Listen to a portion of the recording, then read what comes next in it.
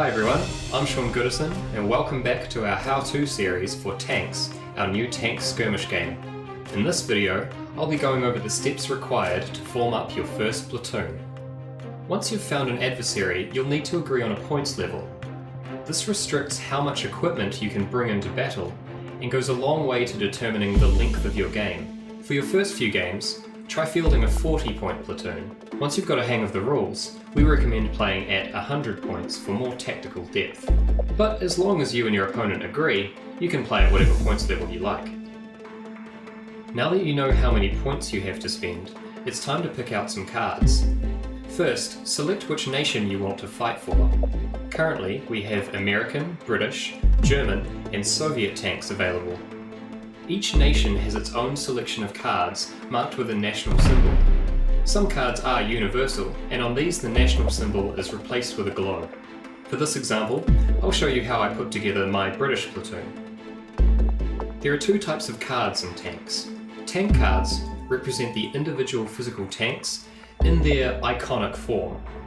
For my platoon, I've chosen to field 2 Sherman 5s, a Firefly, and a Comet, making sure that I have points left over for upgrade cards. These cards come in a few different flavours.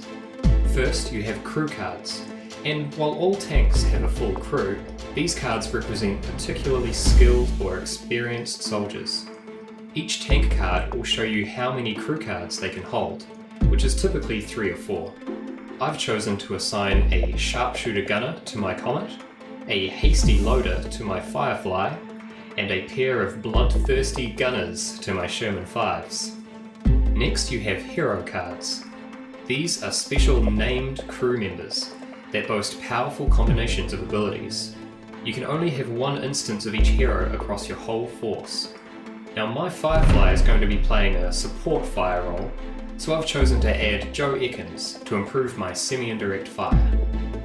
Finally, you have equipment. These are the modifications that have been made to the tank, anything above the standard issue.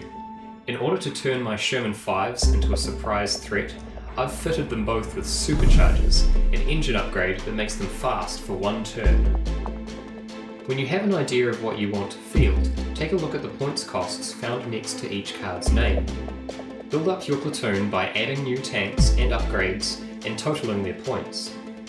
When you've built a platoon that is equal or close to your points level, you're ready to play. To round out this video, here are a couple of sample armies showing just how easy it is to run themed forces or to build a platoon that fits your unique playstyle.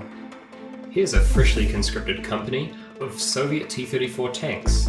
What they lack in individual upgrades and heroic crew members, they make up for in raw numbers. 5 tanks and 90 points. This elite German force has a mix of tanks. Each tank is worth a lot of points as they're loaded down with skilled crew and useful equipment. In this American list, 2 basic Sherman 75s roll into battle alongside a fully upgraded Sherman 76. Every crew slot on this tank is filled with a hero crew card, turning this Sherman into the force's most powerful piece. They'd better take good care of it. Hey, thanks for watching everyone. Stay tuned for our next video where I'll cover how to set up your battlefield and how all that terrain affects your chances at victory. As always, if you want to find out more about tanks, you can leave us a comment below or head to the forum at tanks.gf9games.com and hey, let us know what platoon you're building.